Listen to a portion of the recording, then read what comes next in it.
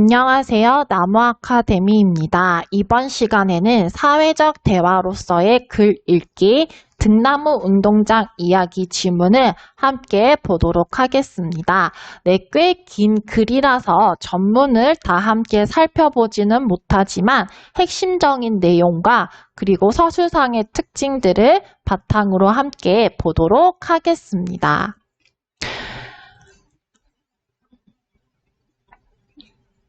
자, 첫 부분을 보시면 등나무 운동장을 만든 일은 내가 무주에서 10여 년 동안 한 일 중 가장 인상 깊고 감동적이며 나를 많이 가르친 프로젝트이다 라고 제시를 하고 있는데요.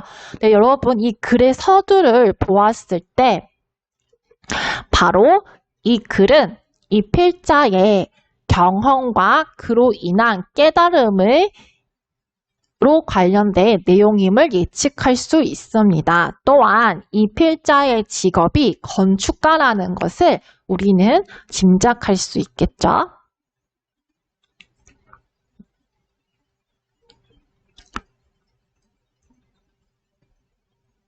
한마디로 말해서 모더니즘 건축이 놓친 자연과 인간의 교감과 감성을 내게 일깨워준 작업이다 라고 이야기를 하고 있습니다. 네, 여러분 이 부분도 잘 봐주세요. 여기 글에서는 바로 이 필자는 자연과 인간의 교감을 중시하는 건축을 하는데 이와는 좀 대조적인 건축, 즉 모더니즘 건축을 비교해서 설명을 하고 있었습니다. 자, 그러면 각각의 특성이 어떻게 다른지 여러분들이 잘 파악해야겠다고 예측을 할 수 있겠죠? 자, 그 다음 문단에 바로 모더니즘 건축에 대해서 이야기를 하고 있네요. 그렇다면 모더니즘 건축에서 우리가 놓쳤다고 하는 자연은 과연 무엇을 뜻하는가? 라고 질문을 하고 있습니다. 자, 한번 보도록 할게요. 어떤 문제점이 있는지.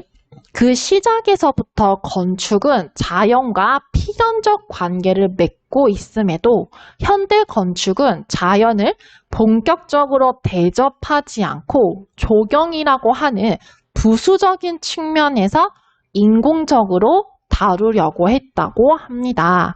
네, 여러분 여기서 끊어본다면 바로 모더니즘 건축에서 자연은 맞아요. 핵심적인 요소가 아니고 그저 주변에 있는 부수적인 것이다 라고 문제를 지적하고 있죠. 즉 모더니즘 건축에서는 건축이 마치 자연 위에 군림하는 듯 했다라고 바로 이러한 부정적인 측면을 이야기하고 있었습니다. 자, 그리고 이 필자가 이 자연의 특성을 이야기하고 있는데 자연은 시시각각 변화하는 시간을 온전히 표현하는 여러 가지 능력을 지니고 있다고 합니다. 즉, 자연은 그 자체가 변화이자 축적이며 지속이고 자라나는 것이다 라고 합니다. 네, 그렇기 때문에 이러한 자연의 특성을 바로 하나의 생명체와 같이 끊임없이 변화하고 성장하는 이 특성을 잘 알고 건축을 해야겠죠.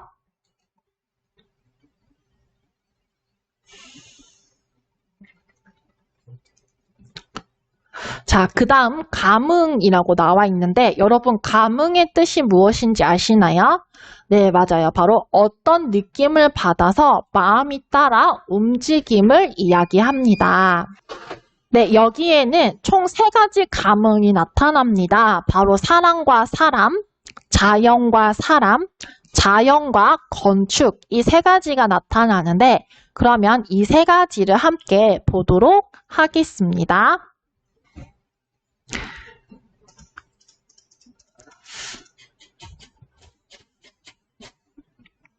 자, 어떤 감흥인지 먼저 첫 번째, 사람과 사람 사이의 감흥입니다.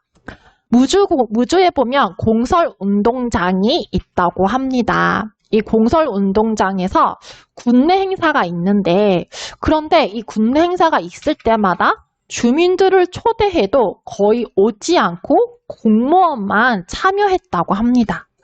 이에 군수가 주민들에게 왜 참석하지 않냐고 질문을 했는데 주민들이 이렇게 대답했다고 합니다.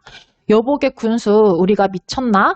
군수만 본부석에서 햇볕을 피해 앉아있고 우리는 땡볕에 서 있으라고 하는 게 대체 무슨 경우인가? 우리가 벌 받을 일 있나? 라고 이야기를 했다고 합니다. 네, 여러분, 이러한 주민들의 불만사항을 듣고 이 군수는 이러한 모습을 다른 모습으로 바꾸고자 남몰래 무언가를 준비했다고 합니다. 바로 무엇이냐면 바로 밑에 나오네요. 등나무를 심어서 관중석에 자연스러운 그늘을 만들려는 계획을 가졌다라고 합니다. 네, 이렇게 여러분 그 지역 주민의 말을 듣고 군수가 이에 감응하여서 이렇게 어떠한 변화가 일어났죠. 첫 번째 감응이었습니다. 이에 등나무가 너무 빨리 자라서 바로 이 건축가인 필자에게 등나무의 집을 지어달라고 부탁을 한 것입니다. 자, 이러한 부탁을 받고 한번 보니까 필자가 어떻게 느꼈냐면 허공에서 허우적거리는 수백 그루의 등나무 줄기는 마치 살려달라고 애절하게 호소하는 것 같았다라고 이야기를 하고 있습니다. 네, 여러분 이 글은 문학 작품이 아닌데 표현상의 특징을 묻는 내용이 있었습니다. 바로 여기 보시면 사물이라고 할 수 있죠. 나무는. 근데 이 나무를 바로 인간과 같이 표현하고 있어요. 이것을 무엇이라고 하죠? 네, 의인법이라고 하죠. 바로 문제에서도 이러한 의인법과 같은 수사법이 사용된 문제를 찾는 것이 출제되었으니 이 부분도 잘 봐주시기 바랍니다. 그리고 이 글의 필자는 바로 첫 번째, 어떠한 것을 가장 먼저 고려했냐면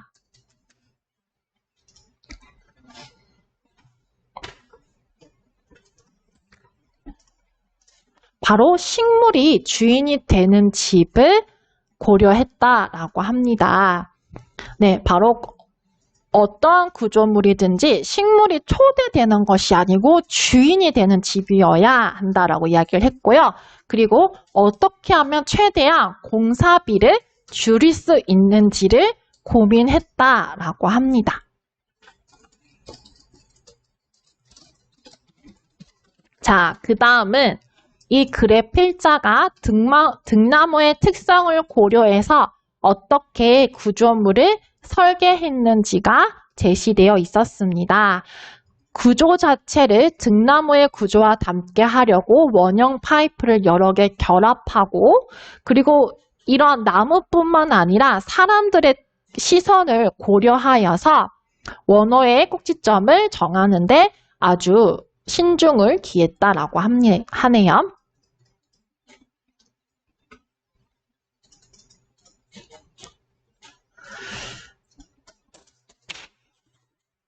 자, 이렇게 해서 등나무 운동장은 다시 새롭게 태어나게 되었습니다.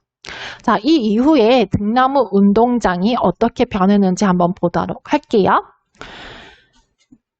공설 운동장에는 많은 변화가 일어났다. 관중석 상부에 철골 구조물을 만드는 공사가 완공되고 1년이 지나면서 등나무 운동장은 서서히 무주 주민의 사랑을 받는 장소가 되었다.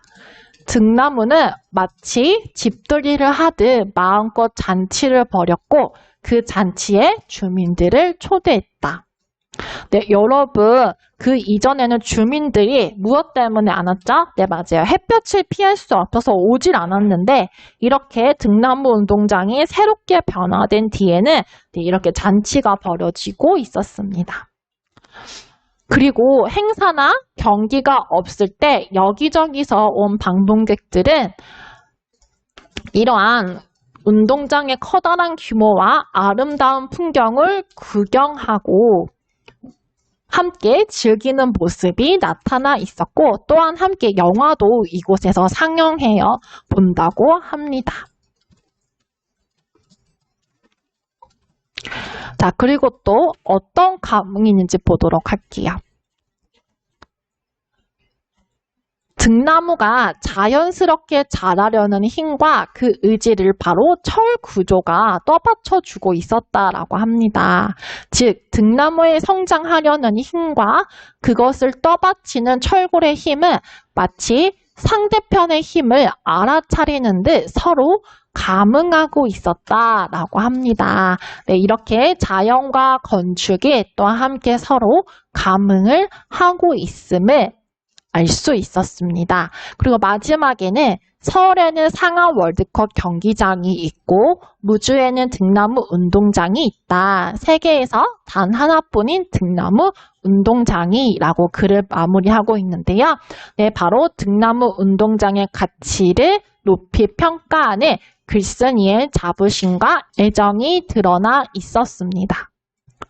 네, 또한 이렇게 다양한 기출 문제들을 최다 빈출 유형에 따라 분류해 놓았습니다. 이 모든 문제들도 함께 풀어보시기 바라고요. 이 모든 자료는 나무 아카데미 홈페이지에서 이용하실 수 있습니다.